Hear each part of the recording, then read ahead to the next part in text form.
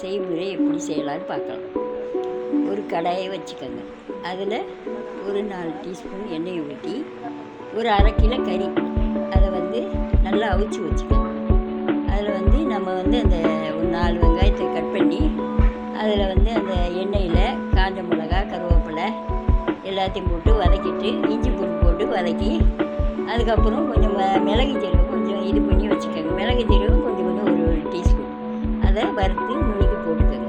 அப்புறம் அந்த கறியை போட்டு நல்லா அந்த அவிச்ச கறியை அதில் போட்டு நம்ம நல்லா அது சுடுற வரையும் நல்லா இது பண்ணி கிரேவி மாதிரி ஆனதும் அதை எடுத்து வச்சு நம்ம சாப்பிட்றதுக்கு கரெக்டாக இருக்கும்.